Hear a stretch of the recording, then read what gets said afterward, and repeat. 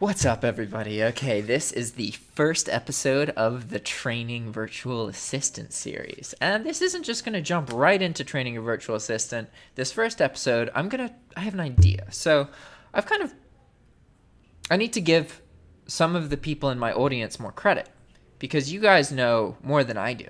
Like, I kind of feel that, I've always been trying to make videos about dropshipping. I've never actively tried to convince anybody that you should do exactly as I do. Okay, and I know that may be confusing to a lot of people, but for me, what determines whether you will be successful or not in dropshipping is whether you keep in the game. So if you participate or humor my content, it's regular enough and about dropshipping often enough that if you do watch it, dropshipping will stay a regular part of your life. This will increase the chance and the profitability that you do actually get to a point where you're successful. And along that way, then, maybe you'll learn from something that I'm doing. Regardless, you're going to develop an opinion related to dropshipping on what I do. You're going to be exposed to dropshipping. And when I say that, I don't think of myself as a teacher. I know that I do things that teach, and I have a Udemy course, and sometimes people say that, I'll say that I teach a course and that kind of thing, but it's just really because it's easier to explain that way. I believe that I have my role or my purpose is to just expose information, and I do my best with the information, but that doesn't mean that I don't make mistakes, and I try and be as just straight up as possible. Honestly, mostly because I want to create lots of content, and if you start not being truthful about things, it's much harder to consistently make content. It's so much easier to just do content about what you're making videos about or what you're doing in your life, right? So this is kind of the one thing that I've acquired a lot of information over the past year, insane amounts of information about e-commerce and dropshipping, and I haven't acted on almost any of it, really. I've done videos about it, but there's a lot of stuff that I've really placed the priority more on making videos about stuff and getting into the habit of that, and less on actively applying as much as I can into my life right now to actually earn some money, right? And really the big thing that I haven't done that will lead to that happening is starting to train virtual assistants. Just because of the nature of the fact that I already run a YouTube channel, and I know based on my personality, I'm going to have a little bit more of an edge when it comes to training people. And now that I live in Nicaragua, I really see that before, when people told me that, oh yeah, you could just pay $4, that kind of thing, I was like, oh, that's in my head that was abusive. But now I live in a country where I see now firsthand that it's different. What is $4 in the States is nothing. It's not enough money to exist. But when you are in a country, even like Nicaragua, $4 an hour, let's see, what's that, 40, that's probably average salary, I think. Because $500 a month is good here, at least where I live. So 500, let's see, 4 times 40 equals times 4. Yeah, so $4 an hour if you're working 40 hours a week, and a lot of the people don't, they work way more than that. It's about $640 a month. And here in Nicaragua, you can earn an average paying job, if you're just supporting yourself, of $600 that's you could do something with that, just based on the cost of living here. And it's really opened my eyes to this fact that I could actually not just have okay, my biggest kind of flaw with dropshipping is that I really rely on enjoying the work that I do. I just don't have the patience to do the tedious stuff, and I have done the tedious stuff, and in situations where I have to do the tedious stuff, I do it, but I know myself, and I just usually won't do something unless I'm really legitimately interested in it. And that's just because I have the luxury of only working on things I'm interested in, and I can just progress exponentially faster that way, But my biggest kind of weakness with drop shipping is that I'm not, there's a lot of stuff, like, that's why I don't optimize like listings. It's not that optimizing listings isn't profitable. That's tons of money. Like, it really is. It's a really, the most guaranteed way to earn money is to figure out first, obviously you have to have a sense of what people want, but then you post it, you post listings and optimize those listings so that they are more likely to sell. It's, you know, that is surefire, but it's really boring, right? So that's why I haven't done it. But I know that training VAs will allow me to kind of overcome that weakness that I have when it comes to drop shipping, because then I'll just be able to, one, kind of surpass that, but also know that, say I pay these people like 20% more than what the going rate is, I could legitimately provide people in another country with an actual good job, even though it's not something that I would want to do, but because of differences in, that's what I'm really realizing now. Sorry, I'm being very rambly here. The people in these other countries, I could actually be helping some people if I paid them well and they were loyal, and I know based on my personality, it makes a lot of sense to do that. Especially because now I have access to multiple accounts, and the Pricematic account is getting big. It's gotten a limit increase every 2 weeks, and I haven't even had to ask for it. I think it's just because, okay, it still has 100% feedback rating. It got 1 negative feedback, but I got that revised to a neutral.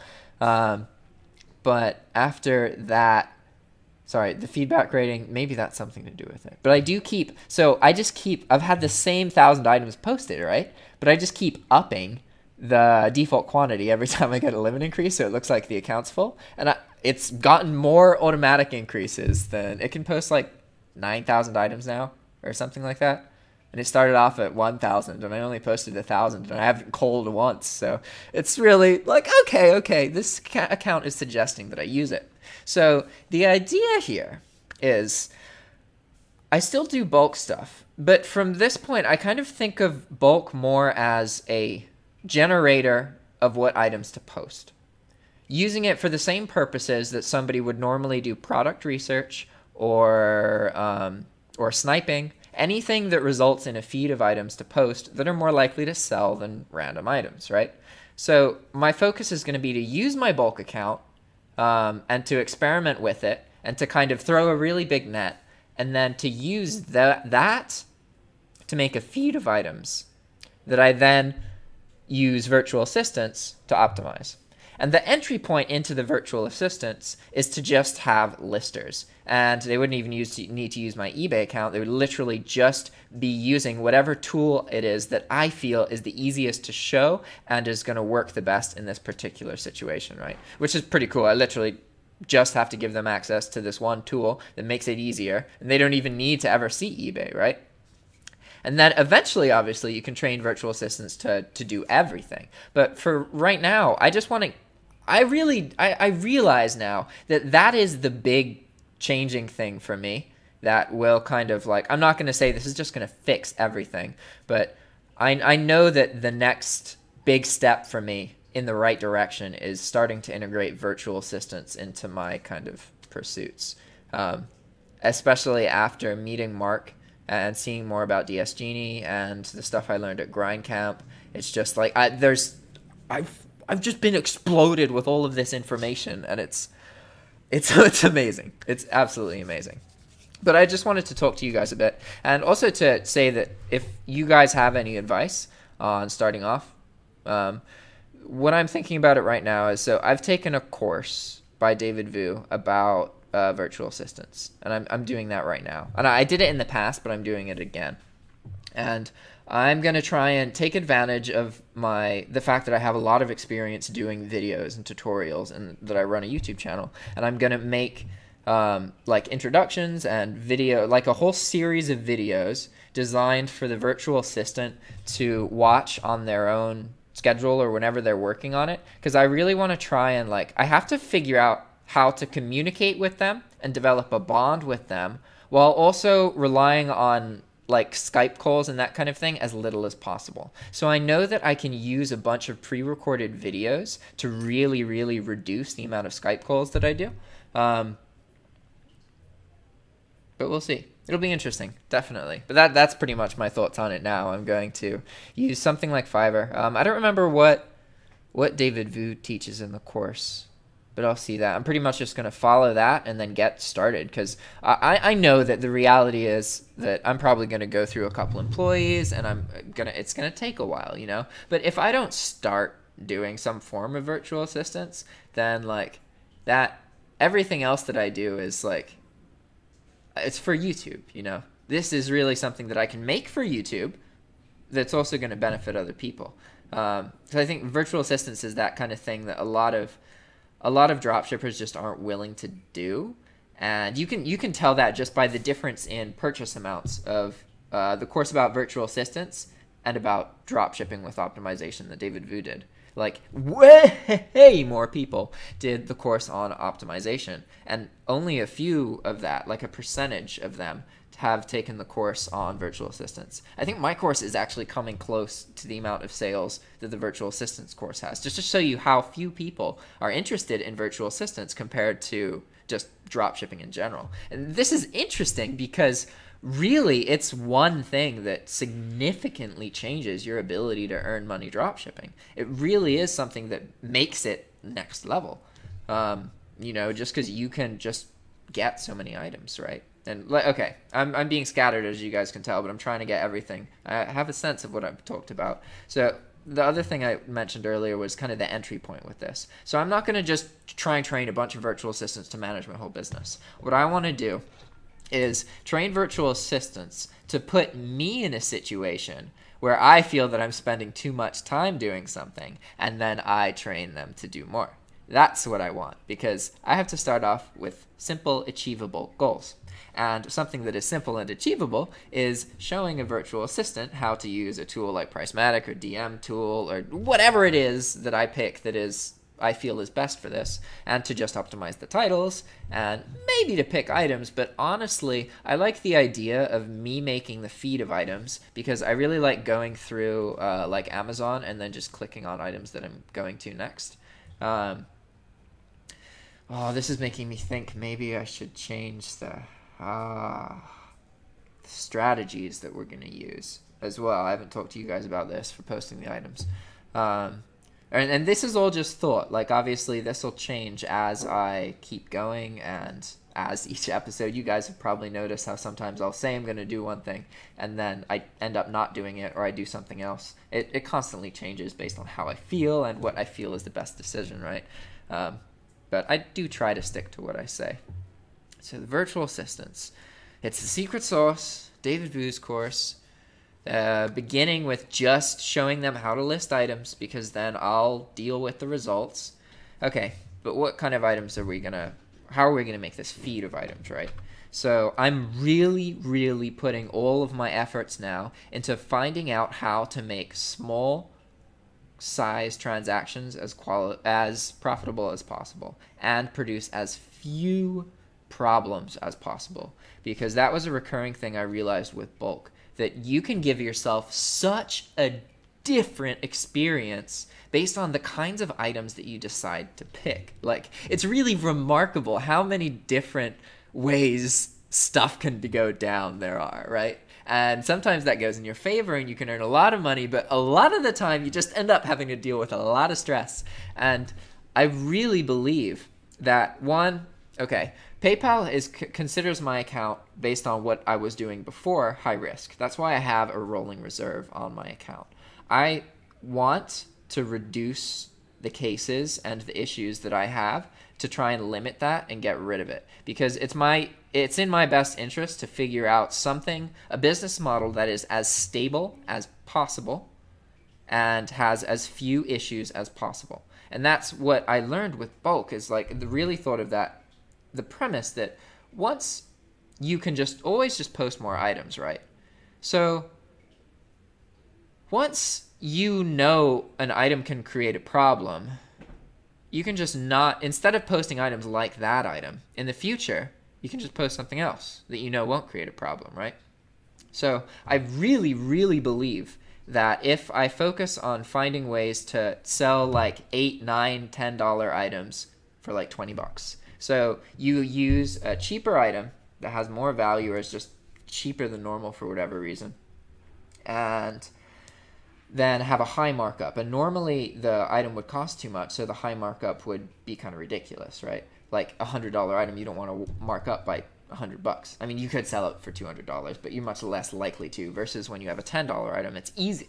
It's easier to sell a $10 item for 20 bucks than it is to sell a $100 item for $200. Okay, so this is something I've noticed when I've been processing sales on my Pricematic account, is that I've priced it so that it marks up the cost of the Walmart item plus $6 of shipping, right?